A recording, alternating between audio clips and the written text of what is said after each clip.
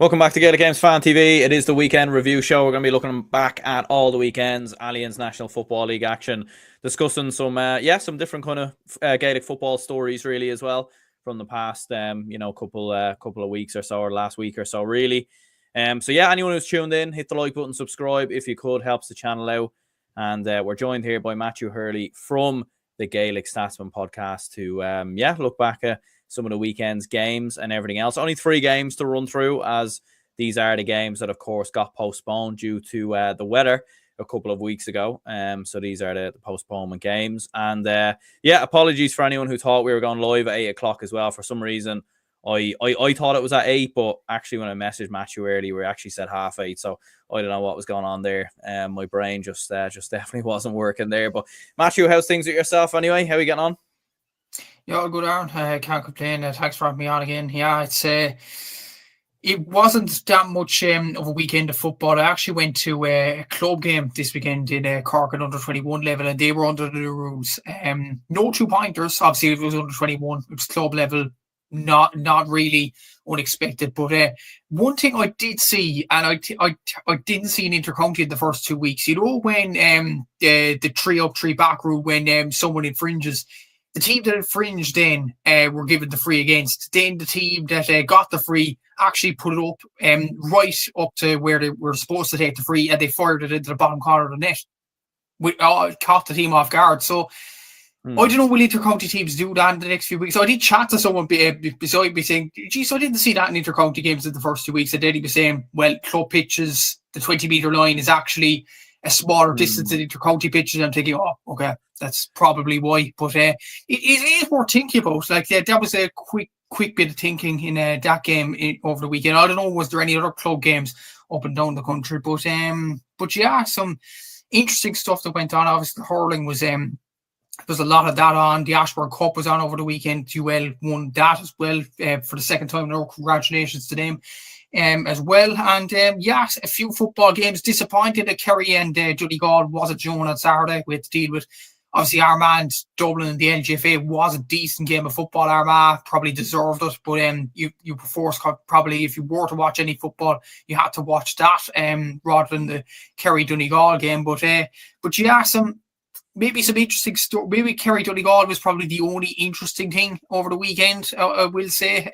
Donegal going out to Kerry, getting 2 points, probably unexpected on the eyes of so many people. But the other 2 results probably not really shocking, to be honest. Wicklow and Laois both winning. Well, Wicklow didn't win comfortably, no, but Laois certainly did against Leitrim. But I'm sure we'll discuss it as best we can, to the best of our ability, I'm sure. Absolutely, yeah. Kieran says here, well, lads, it's been a while. Great to be back in action.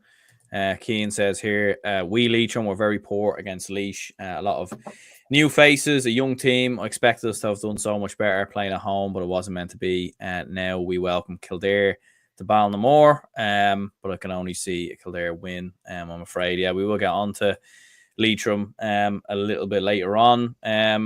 But yeah, I suppose I wanted to start, though, by looking at, the talk of Gaelic football really over the past couple of weeks or so, and that's obviously the scenario involving both Antrim and Armagh. So for those of you who don't know, the Ulster Football Championship draw, I think, took place last year. Antrim were drawn out of the hat to play Armagh at home, but Ulster, GAA and the GAA in general are very reluctant to having that game at Corrigan Park, because obviously it's a low capacity stadium. I've seen Ulster GAA released a statement as well, basically saying that, the pitch and the ground didn't fit health and safety standards, because, it's going to be absolutely packed to the brim. Obviously some Armagh fans as well have been, speaking out saying, it's not fair that, so little fans get to go and see that game and everything else. And Antrim, as a result, have basically said, Corrigan Park are nowhere. Belfast are bust, or Corrigan Park are cancelled. You know what I mean? So that they want to stick around. They said, well, we're playing this game in Corrigan Park regardless of what happens elsewhere. And if the game isn't being played in Corrigan Park, then it's an automatic forfeit, and Armagh will go straight through.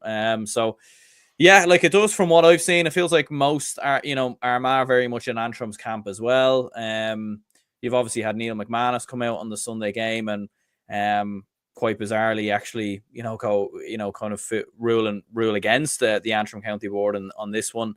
So yeah, what's been your kind of assessment on this whole saga that's been breaking out over the past week or so?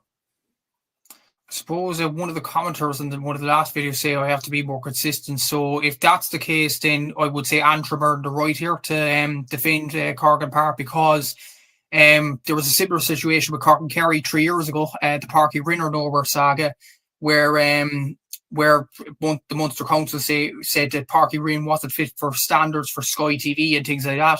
So they had to move it to Killarney. But eventually the Cork footballers got over the line. They got it to Parky Rin, and they battled against them, and they got over the line in the end. I will say for Antrim deserve home advantage, and it's just it's the unfortunate nature at this stage that the only ground that is capable in Antrim at the moment of hosting an inter-county game is Cork and Park. And look at the book here I think it's a book by Humphrey Keller, actually, about stadiums and place to play. I'm looking at the capacities of stadiums. That's how I get research on stadiums now. It's a brilliant book. Anybody who hasn't bought this, check it out if you haven't already. But the capacity of Cork and Park is 3,750. And I'd imagine Armagh fans, I was hearing about season ticket holders, for what I'm hearing anyway, Armagh have more season ticket holders, or as much season ticket holders as, let's say, the Cork hurlers, for example, or the Limerick hurlers, or the Dublin footballers. Armagh have a lot of season ticket holders, and that's where the problem does lie. That all the Armagh fans will not make it to this game, despite being season ticket holders for the 2025 campaign. But then again, doesn't common sense prevail here, Aaron? Like, would Armagh fans actually cry about missing a game against Antrim? Let's call a spade a spade. Would they actually cry? Probably not. If the game is going to be streamed live at BBC Northern Ireland anyway, which it has done over the last few years for the Ulster Football Championship, I don't think Armagh fans would be too disappointed. And I think Armagh should win this game. No disrespect, obviously, to Antrim, but that's probably just where the two sides are right now. So I don't think Armagh will necessarily be sobbing in their pillows or things like that if they were to make this game, let's be honest. So but you could see it from both sides of us at the same time. Yes, there could be this there could be Armagh fans that go to nearly every game and want to keep that record going. I know those sorts of fans, that they're loyal to the brim. They want to go to these games, and the fact that they might not be able to go to this game is sad for kind of their record, if you want to make sense like that as well. So it's a difficult situation. I'm kind of still somewhere in the middle here. I think Antrim deserve to be at home because they were drawn out of the hat first, fair and square, in October or November, whenever the draw actually was. I can't remember it off the top of my head. They were drawn out first. They deserve home advantage, but like that's just the precarious nature that the GA is in at the moment. And about the difference maybe between the Parky Rin saga in 2022 and the Cork and Park one here. Parky Rin holds, and I'll look at Humphrey Keller's book again, 16,400. So that was easily going to host the Cork and Kerry game. Two sets of supporters that won't necessarily travel for their team. Like the Cork football support is very low, to say the least. The Kerry football support don't travel. You look at this game, Armagh have a load in their fan base at the moment. Antrim would want to back their team, I'm sure, in Cork and Park. And this stadium holds 3,750. I'm reading facts off a book here. So it's a small capacity. It's a difficult situation considering Antrim were drawn out of the hat first. They have home advantage. It's damned if you do, damned if you don't. It's a difficult situation. I could see the sides from Ulster GA that it doesn't fulfill health and safety regulations. You look at photos of Cork and Park. Yes, it's a fortress for Antrim GA, and Antrim absolutely love to play their hurling and football, and their fans love to G the players on and that kind of pitch as well. It looks tight pitch for the big picture, but looking at the pictures also, it's next to near a housing estate. Is that fit enough to host an Ulster Championship game that is involving the All-Ireland champions for 2024? I'm not so sure, but it's really a tough situation, Aaron. I'm not kind of swayed 100% one way. I'm somewhere in between. Yeah, Kieran says here, Armagh fan here and season ticket holder, and I can understand Antrim looking to play home as they got the home draw. Just unfortunate that Cork and Park isn't available to facilitate as many fans. Nerb says here, I would say Corrigan should be fine, as Antrim played Ulster against Cavan in Corrigan. If the match would get moved, I would say Owenbeg will be a shout, as it has 5,000 and is 45 minutes away. Yeah, like it is interesting though, like with the health and safety kind of standards kind of quote that Ulster GA were going with. I mean, I've never been to Corrigan Park now, to be honest, so I don't know what it's like. I know they hold league games there, and Antrim have had league games. They've had championship games against Cavan. So, like, I'm just curious to know, why is it okay for those type of games? Now, maybe you might say because it's not a complete sellout and it's not bringing as big a fan base as it would be if Armagh are coming to town. But if it's not fit for purpose, like, surely they shouldn't have any games at all there. So that's the part I don't understand. And then, like, make do with what you can. Like, reduce the, like, if you can't have the full 4,000 there, then reduce the capacity if you have to. Or worst comes to worst, put it in a neutral venue. But it just does seem harsh on Antrim. And obviously there is that elephant of the room of, Casement Park as well. Like, if, it is kind of ironic. I've seen, speaking with Kevin Kennedy from the Gaelic Stats app, and obviously if you were seeing some other Antrim fans as well. Like, I mean, if Antrim had got their house in order and Casement Park had been up there now, and I know it's not all completely down to them, then maybe they wouldn't be in this mess in the first place. But I do agree with you though. It is a tricky one, and it's hard to know where they're going to find the resolution, I suppose.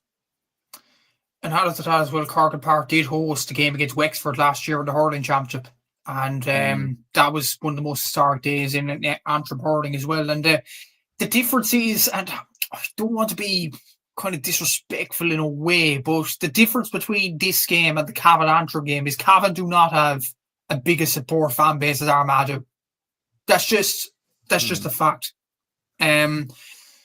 You look at the Armagh season ticket, and I've seen some tweets about this earlier. The problem does stem from the fact Armagh have so many season ticket holders. I think it comes a time for next. Obviously, they won't fix the problem this year. For 2026, I think the solution for the GA is kind of to reduce the season ticket holders within a county to something like a respectable number, maybe 1,000, 1,500. Something like that. So you run into a situation like this. Like, remember Newbridge or nowhere as well in 2018 between Kildare and Mayo. We thought Mayo would bring a support fan base and a huge fan base at that, and Newbridge wouldn't be able to hold them. They hosted it just fine in 2018, and that was when Mayo football was up at its pomp as well. So it's a difficult situation, but I have to look at the book just to get the Newbridge capacity compared to Corrigan Park in a bit there, but like, it is a difficult situation, it really is. But I think the problem did stem from the fact that Armagh have so many season ticket holders. I'm actually not sure of the number off the top of my head now. I think I do think it is in and around or more than the capacity of Corrigan Park for Armagh, because like it might even go up to 5,000, I think, for Armagh, maybe even more, because of the way they won the All-Ireland last year, because of the excitement around the county, and because they're generally a well-supported football county. So that's where the problem does lie. I think the GA needs to sort out kind of ticket policing, if that makes sense, for next season. But then again, this game is on in April. We're in February now. They have 2 months to sort this. But I hope by this time next month, I hope when we're talking on the 11th of March, I hope the problem is sorted.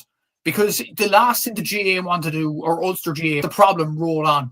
So they need to come up with a solution sooner rather than later. There are rumours that Antrim apparently don't want to budge for Corrigan Park. They don't want to lose home advantage. If they lose home advantage, they're basically boycotting the game. So it's a difficult situation. It really is, from all parties, from Ulster GA, from Armagh, from Antrim, from Ulster County. It is difficult. It is a difficult situation. But they have to solve it sooner rather than later to come up with a solution, or else the problem's just going to roll on. Yeah, and to give Kevin his props as well, like he was saying yesterday, like it's a win-win situation for Antrim, because I mean they're not going to win the game. Like, let's be honest, they're not gonna beat Armagh. So I mean, if the game has to get cancelled and they put up a stand and everything else, then they're going to come out looking better as well. Do you know that way? So it's not one of them where it's a match they might win and or whatever. Like, I think if we're being honest, I think we would all expect Armagh to, even if it is in Corrigan Park, still come through it. Gaelic Guy says, I understand Antrim's perspective, but I think it has to be moved due to all of our season tickets. And Gaelic Guy also says here it's a tough decision for Ulster GEA. And Nerb says here, I would say the main issue is fans standing on a grass bank with a steep gradient, as where the TV cameras are, that the whole side facing stand is just grass bank. Yeah, look, haven't been there before. I would love to go to Corrigan Park, to be fair. I'm a fan of those kind of small pitches and everything else, small grounds. But yeah, look, it is going to be interesting, obviously, see kind of how that does pan out over the next couple of weeks. We'll have a look at some of the weekend's games then. So we'll start obviously with the main game, and that was Kerry versus Donegal. It was Kerry 118, Donegal 23 points. Donegal coming out winners in the end. Obviously, a late goal from Jeremy O'Connor from Kerry made it a little bit seedy towards the end from Donegal. This game wasn't on TV, which was bizarre in itself, because it literally clashed with absolutely nothing. I know the game was postponed and everything else, and maybe that's the reason why they couldn't quite organise TV cameras to be at this. We've seen a bit of the highlights of it. I've seen bits and pieces in a few different clips as well. So it looked like Donegal always kind of had Kerry at arm's length. Kerry made a bit of push towards it at the end. But in the end, from what I've seen anyway, it seemed kind of like a similar win for Donegal against Kerry as it was against the Dubs, 2 weeks ago. Yeah, it was a weird one to judge, considering it wasn't shown live on TV. And again, we've talked about this so much in a podcast down through the years. Why isn't there a separate channel for the GA, like in League of Ireland, where you can watch every single game? Mm-hmm. Like, it just boggles belief, to be honest. It's just, we're in 2025 now, and this problem hasn't been fixed, and it doesn't look like it's going to get fixed soon, anytime soon either, which is a shame. It really is a shame. But we have the whole summer to discuss this, Aaron. We'll discuss it then. But look, for this game, from what I've watched anyway, Ryan McHugh apparently was brilliant in this one, 1-2 pointer and 3-1 pointers in this one, and deservedly probably, if it was shown, he probably would have been the man of the match in this game. Oisin Gallen got 3 points as well. Paddy Beck-Brearsley coming on and getting 3 points. Conor O'Donnell and Shane O'Donnell really impressed for Donegal, 3 and 2 points respectively. Jamie Brennan came on and made a huge difference for them to drive the victory home down the home straight as well. I suppose it's a statement of intent for Donegal to go down and win against Kerry. I think this is the first time they've gone out and won against Kerry since, what was it, 1998 or 1988 or something like that, which is incredible. Years, I think, yeah. Yeah, it's a brilliant victory for Donegal, when you consider that as well. Work Kerry up to it. Apparently, from what I was hearing again, you can only hear from people who were at the game, or from media, or from scoring stats or whatever. You can only judge by that. From what I was hearing from fans who were at the game, was Kerry were afraid to shoot. Obviously, I don't know the ins and outs of it. The game wasn't shown. But if that was the case, maybe a slight worry for Jack O'Connor moving forward. But yeah, fair play to Donegal going down to Munster and getting a win like that.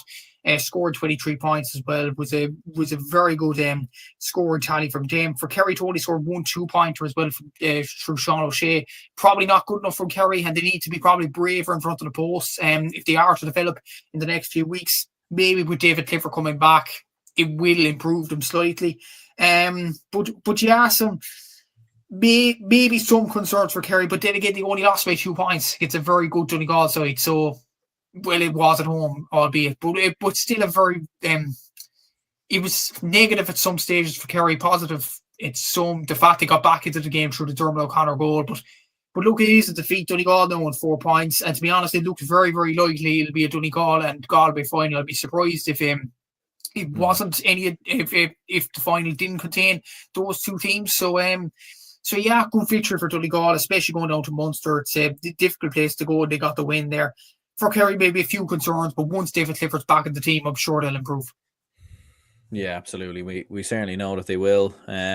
Yeah, like from what I've heard, it probably wasn't actually the best game in the end, and maybe after Kerry Derry last week, and I suppose looking at how Donegal played against Dublin and everything else, you were expecting this to be an absolute classic. But as we were saying, like I put out a tweet like sort of on the morning of the game, basically mentioning how how was this game not shown on TV, and how was it not picked up by TG Caharorty? I know the game was rescheduled and everything else, and maybe that had some sort of a reason to do it. But as you said, I mean, you look at the League of Ireland at the moment, which I think is signing an exclusive deal with Off the Ball, and they have their own streaming service. They've got highlights packages. They've got so much happening, so much promotion of the game. Whereas Kerry are playing Donegal, and yes, it's match day.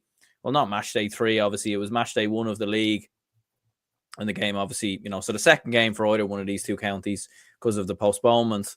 So maybe not as big as an All-Ireland game, let's say, but at the same time, like for there to be so little promotion, so little mention, like no highlights really anywhere unless you watch the Sunday game. No one really speaking about it. Even the other games as well, like Leitrim obviously playing Laois and Wicklow Waterford as well.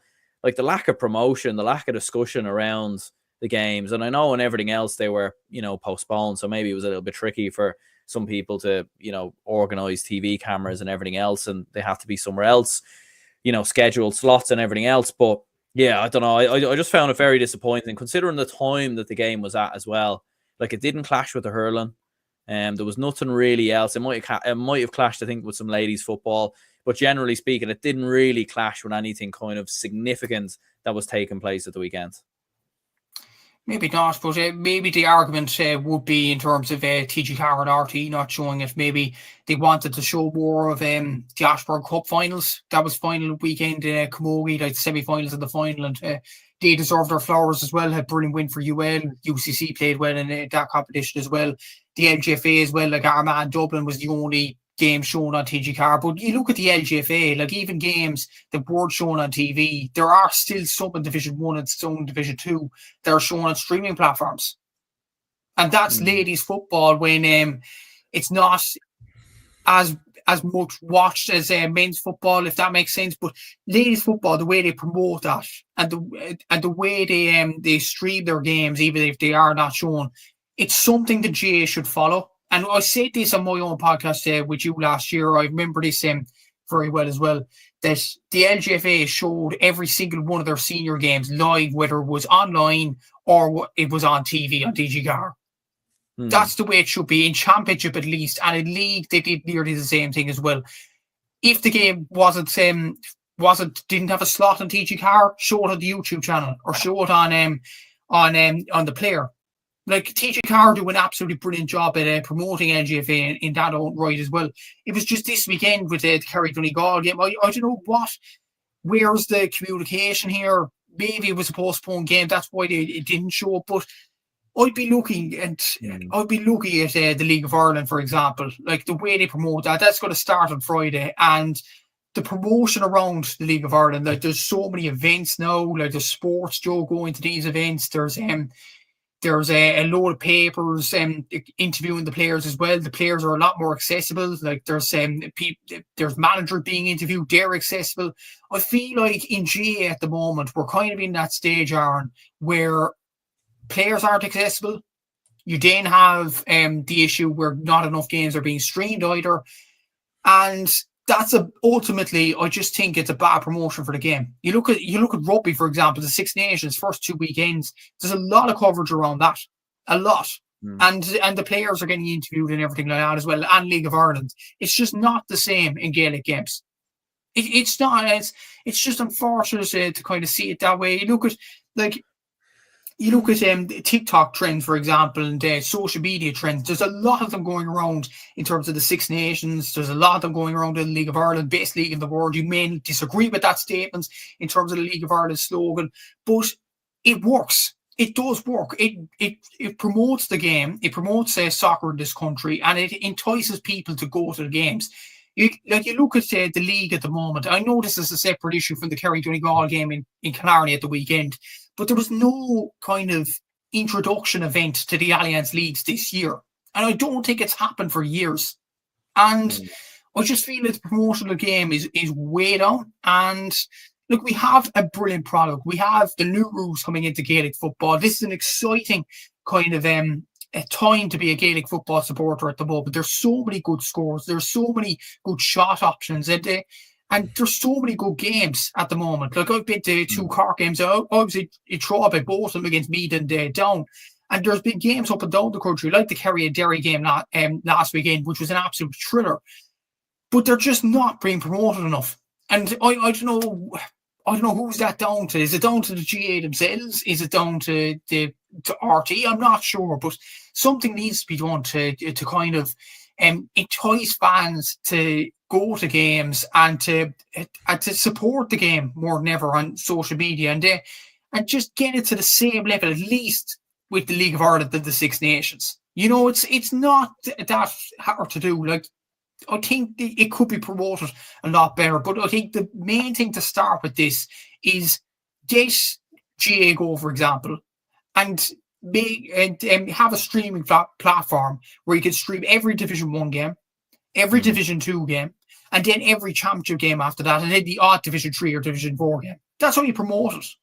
So something needs to be done in the next few seasons. Will it be done in even in 2026 or 2027? I'm not sure. Yeah, like and like the thing is as well is it doesn't even have to be, you don't have to have pundits at the games or anything of that nature. Like during COVID, a lot of the games, you'd have 2 lads, commentators, might be from a local radio or something of that nature. And it wasn't perfect all the time. Obviously, there were some issues with some of the streams, but they proved back then it could work, and that was very enjoyable. Where you got to watch any game that you wanted across the country. And I know there is that element of you want supporters to obviously go to grounds and see games and everything else. I do get that, but at the same time, the caveat to that, Aaron, is League of Ireland, and we go back to this time and time again. League of Ireland have their own streaming platform. You could now watch the games on Virgin Media this year. I think there's a few on Premier Sports as well. Yes, Tolka Park was sold out for nearly every Shelburne game last year. I think the Galway Cork game in Turner's Cross on Friday night is going to be sold out. The fans are coming to the League of Ireland. That's how you entice fans. That's how you promote the game. That's how you get fans to go to the games. I think Seamus pulled out a stat on my podcast, I think, last season that the League of Ireland has grown by 130% or something in and around that figure. You could see it by the look of it. League of Ireland is kind of a trend at the moment. I just think the GA are just not up at that level in terms of promoting the game right now. Yeah, and that's the thing as well, is that it feels like it's all catered towards diehard fans, whereas for casual fans who can come along and maybe get interested in GA and sort of become more interested in it, I think that's something that they do need to look at as well. Because even with the League of Ireland, I'm certainly not a big League of Ireland fan. Like, Shelburne would be the local club. I'd be lying if I said I was a huge Shelburne fan or anything of that nature. They just, their stadium happens to be, a couple of, minutes walk from where I live. But at the same time, with last year and everything else, I tuned into a lot of games because why not? They're on TV, they're accessible, they're there, easy to access. Why not? And I think if the GA could start looking at doing that, then we would be on the right track. Tom says here, I read that the game couldn't be shown due to quota issues, and Nerb says here the GA should try to get an advertising boost with the new GA game, maybe getting players from different counties to play a game, then put it up on social media. That would be a brilliant idea. I just don't really see that happening, to be honest with you. There's a part of me nearly even surprised at that game. If it does go ahead or whatever, then fair enough, because it seems that the GA a lot of the time want to actually stop those kind of things. They want to stop pages, they want to shut down platforms. They don't, it's almost like they actually don't want promotion sometimes, which is a little bit mad. But look, we could be here all day speaking about it. We really, really could. Andy says here, it was a great game, great atmosphere. Kerry looked a little bit one-dimensional. Donegal should have had a few goals, but opted for their points. They were very, very sharp. yeah, like to finish up on it, like 2 wins from 2 for Donegal, beat the Dubs, beat Kerry. You look at how strong they looked in the league last year. They're going to take hard stopping in the league from here. Yeah, they are. And as I said before, I'd be shocked if the final 2 at this stage will not is not going to be Galway and Donegal. I think those are the 2 probably standout teams in the league so far.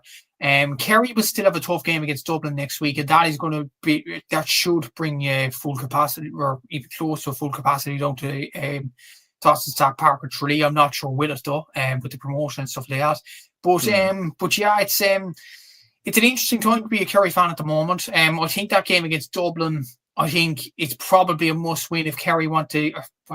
Well, they obviously want to stay in Division 1, but if they want to build a platform to try and get to a league final, it's a must-win next week against Dublin. But we'll see. We'll see if David Clifford's back.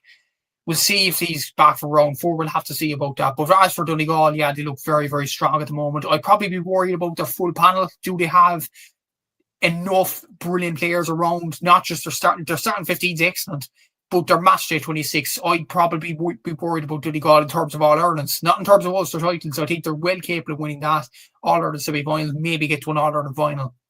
But in terms of the winning the All-Irelands, you need their whole 26 to come up trumps.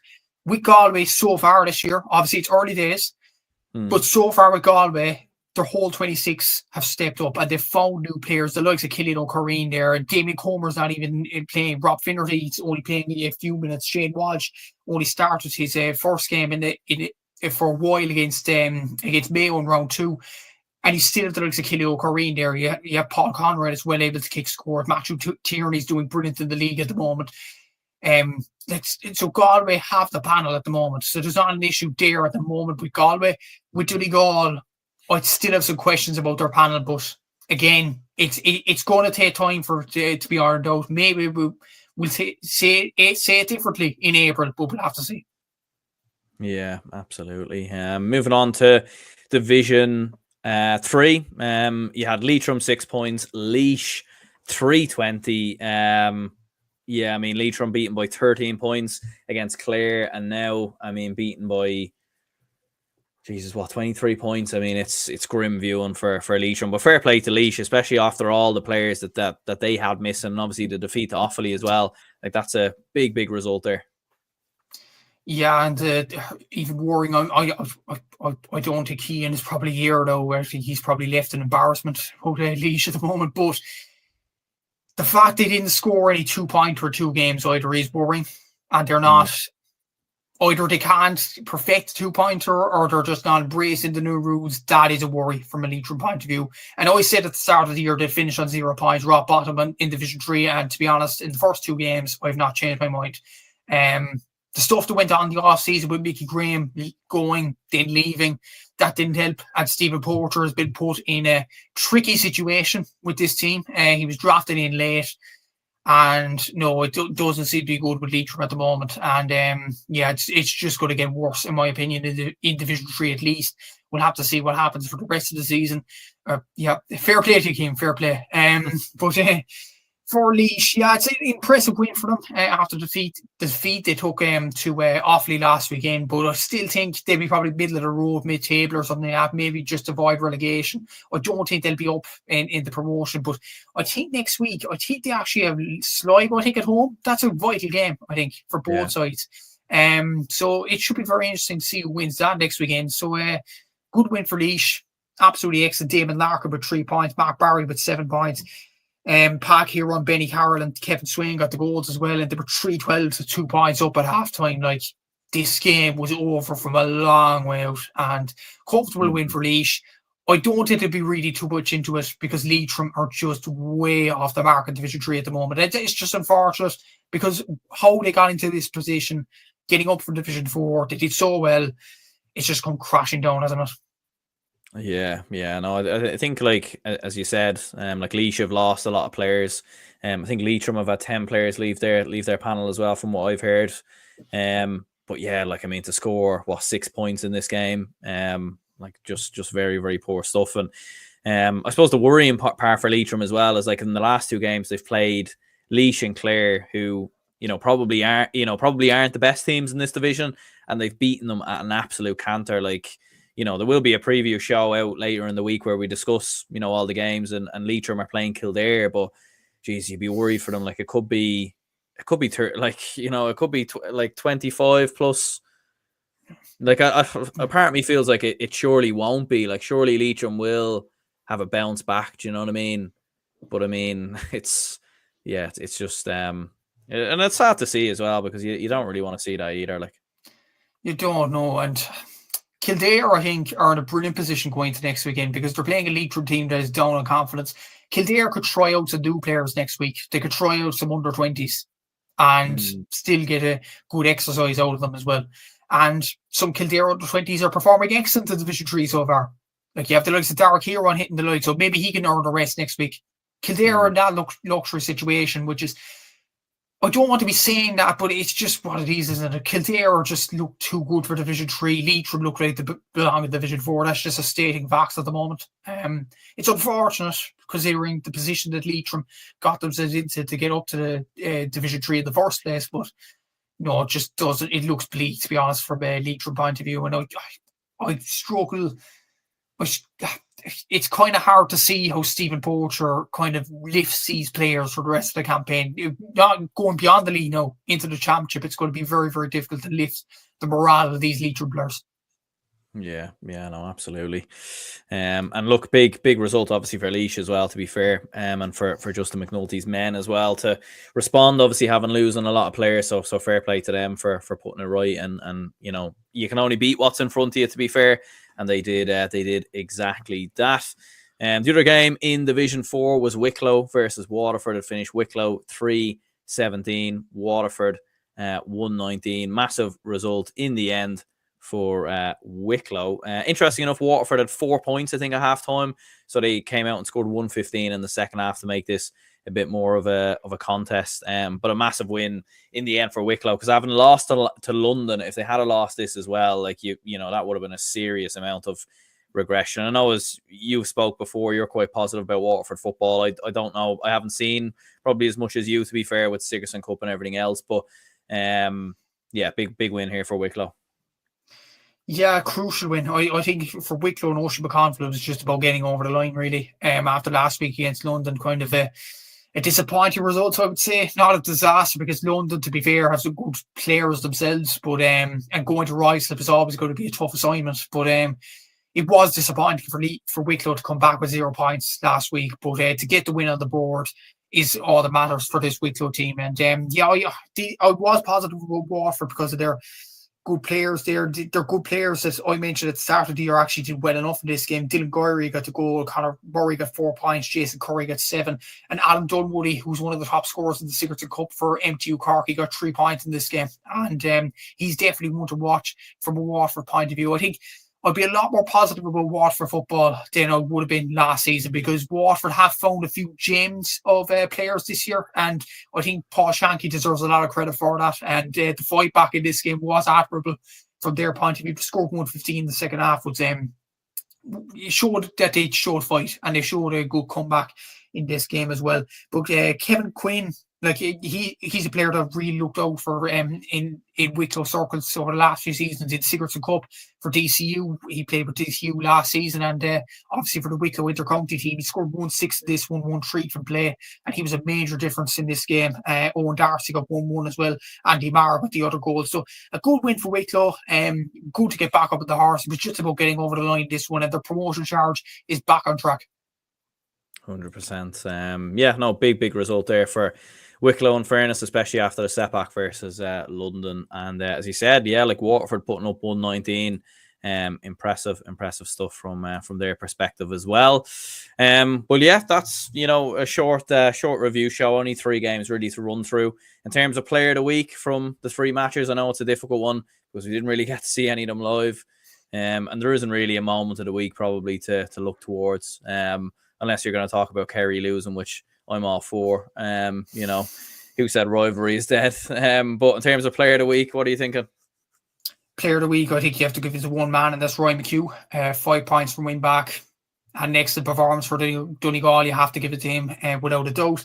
For moment of the week, there's a few of them here, and I'm actually dipping into hurling, if you don't mind, Aaron. I'm dipping into hurling over the last few weeks because there's some brilliant, genuine, good moments. Firstly, UL winning the Ashburn Cup. Congratulations to them, winning the first college competition of the year, second in a row for UL. Have some excellent players in and around that team as well. So well done to everybody in UL. I'm not in UL anymore, but former college I was in. So well done to all of them. And another one, a poignant moment actually.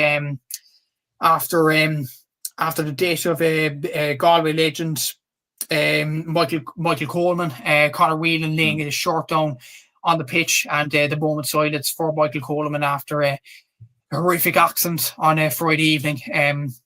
He took his life and he passed away in sad circumstances. For the Galway team all to stand with one another at Pearse State, it was a genuine touching moment on Saturday evening, and for Galway to produce a good performance in the hurling against Clare and win against them, I think it was a genuine touching moment. And obviously to Michael's family, to friends, to the whole Galway GA community, may Michael rest in peace, for Jacob and on him. 100%. No, I very much agree with everything that you've said there. Very touching tribute from Galway GA, and yeah, some of the tributes that were obviously posted out on social media and Twitter and everything else were lovely to see as well. Well, yeah, look, that very much wraps that one up. Cheers anyone who tuned in. Hit the like button and subscribe if you could.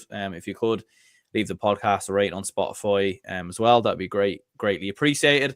We'll be back on Thursday to preview the show or preview match day 3 of the Alliance National Football League. I know a few people have messaged me about the hurling matches and everything else. I was just very busy over the weekend, but hopefully we should get back to that very, very soon. So yeah, cheers anyone who tuned in. We'll speak to you all again soon.